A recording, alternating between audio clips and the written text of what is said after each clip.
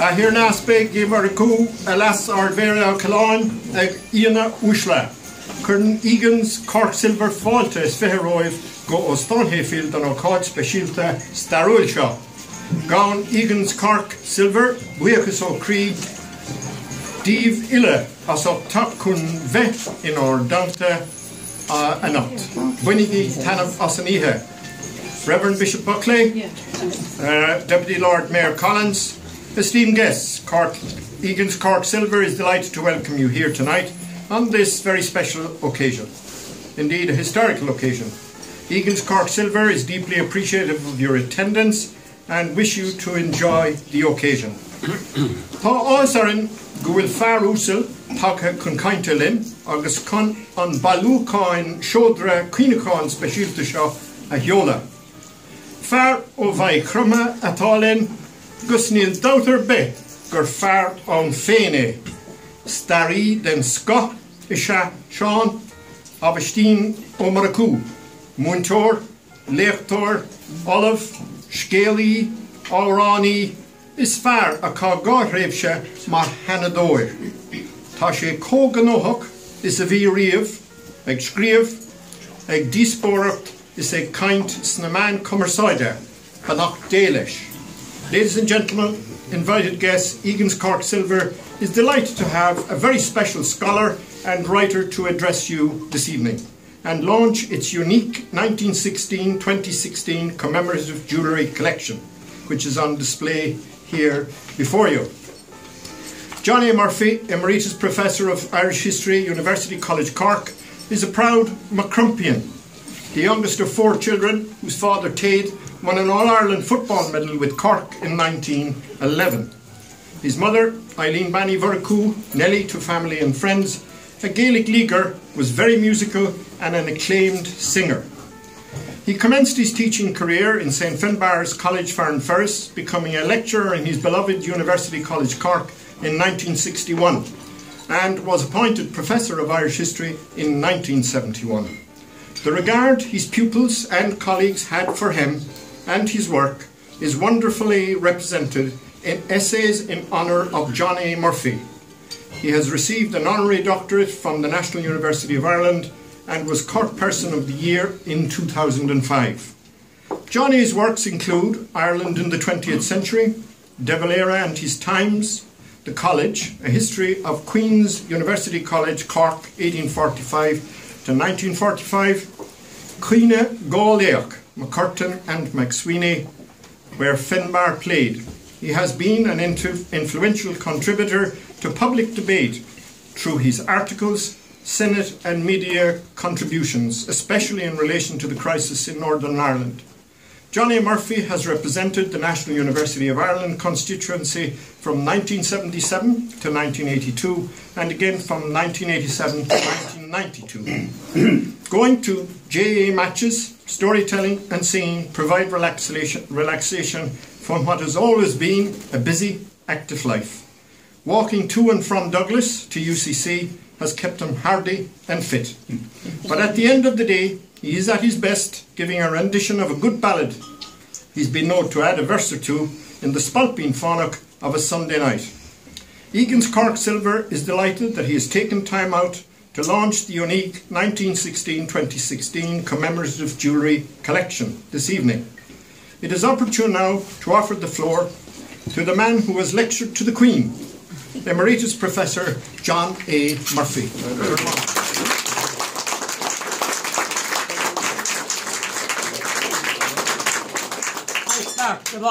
About half of that approximates to the truth.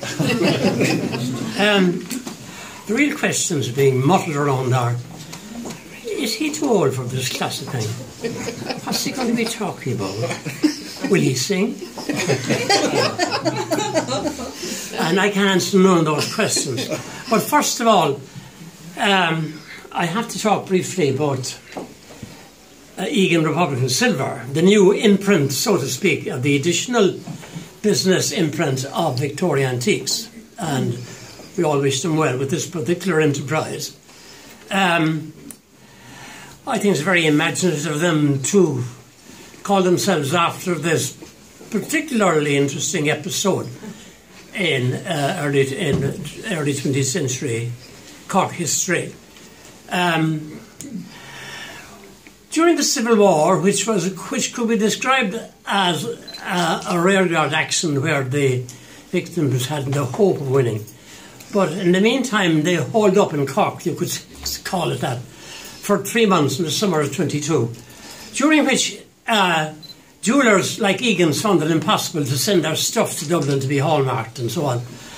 And Barry Egan, the senior member of the firm, decided they would do it themselves, so to speak, and supply their own punches and their own hallmarks, none of which countries, remember, carried the legend Republic of Cork, People's Republic of Cork. That didn't figure. It was a People's Republic of Cork, but it didn't last very long. In any case, they produced their stuff from July to September 1922, while the anti-treaty forces were still in the city, and it was called Republican silver, about 60 to 80 pieces overall. And it had the stamp, indeed, in every sense, of their usual excellence as jewellers. My own particular interest as a UCC man, of course, is that in 1910 they produced the college mace, the traditional symbol of authority, a lovely work in silver and enamel, which is still carried at conferring ceremonies, and which could be seen really as part of the wider Celtic revival of that period of the early 20th century, of which the Honan Chapel is a supreme example. At any rate, that is the story behind the new imprint of the new venture of Victorian antiques. And you know, it's both enterprising and patriotic, and I think it deserves a bright future. And the proprietors, who are largely unknown to me, deserve to be congratulated.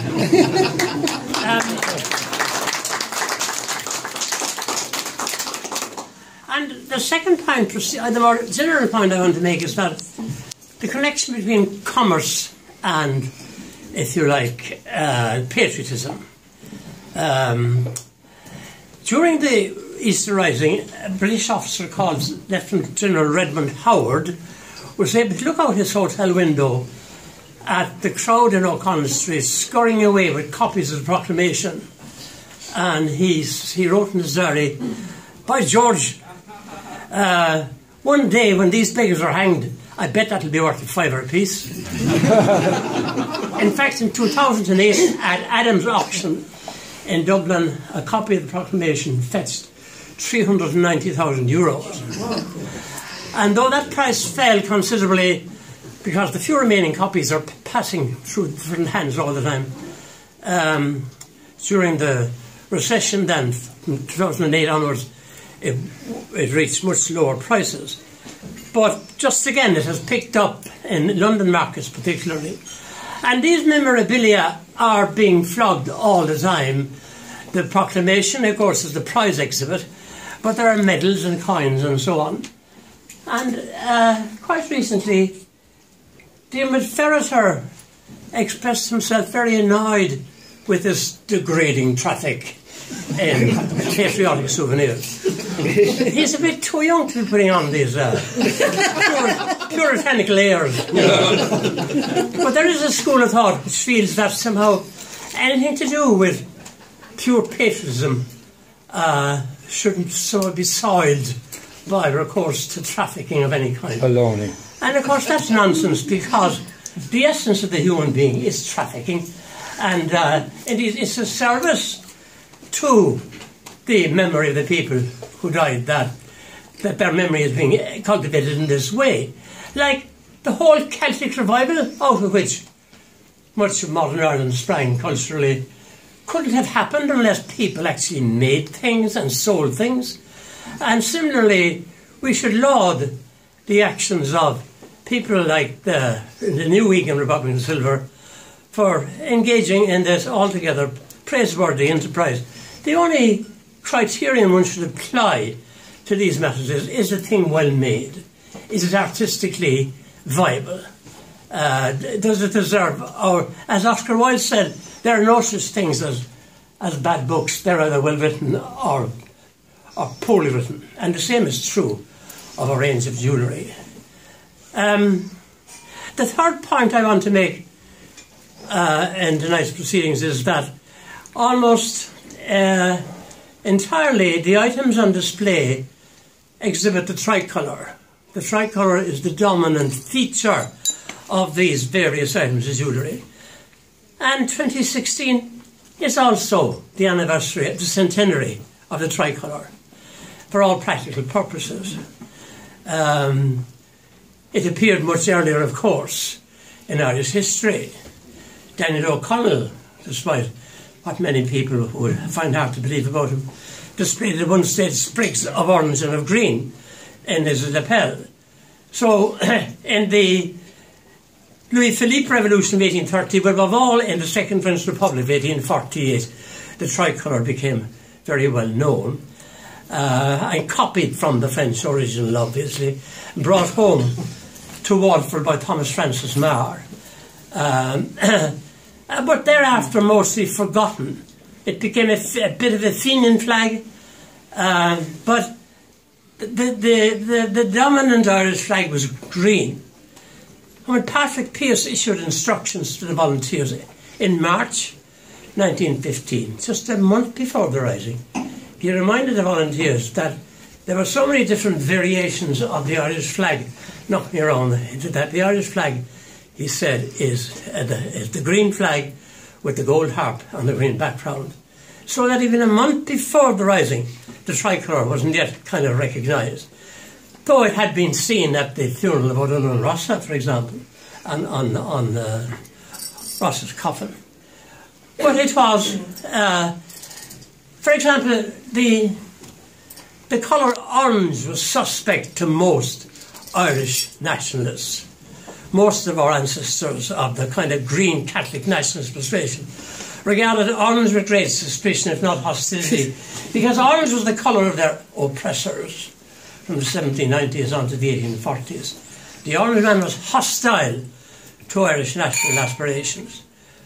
Your average 1798 rebel in Wexford wouldn't be seen dead with an orange flag. So the green had to overcome resistance to the orange, as it were, for a lot of that time.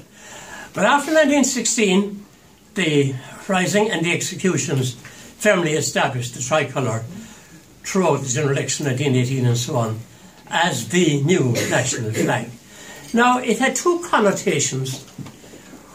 One was it was green, white and orange, namely it was an attempt to build reconciliation between the two different traditions in Ireland. But independent of that, green, white and orange was also a republican flag, irrespective of the territory or the orange background. Like many tricolours of the period, like the Chartists had a tricolour, the suffragettes had a tricolour. When Emily Davison fell in front of the King's Horse in the Derby in 1913, the suffragette tricolour, not green, white and orange, I think purple, white and green, fell into the dust as well. So it had all kinds of European radical connotations. So the tricolour in Ireland happened to mean the kind of nationalistic flag. It was only secondarily and reluctantly that it was adopted in the original sense of a symbol of reconciliation. And it's now in the Constitution, Article 7 says the national flag is the flag of green, white and orange. It's not the flag of any particular faction. That's important to state that. It doesn't belong to any party or any faction. Least of all the party that had little to do with the 1916 Rising. To the average suspicious Ulster Unionist, who has maybe suffered at the hands of the IRA, the tricolour is a sectarian rag. And we have to face these facts. Nonetheless, it is now widely accepted as our flag.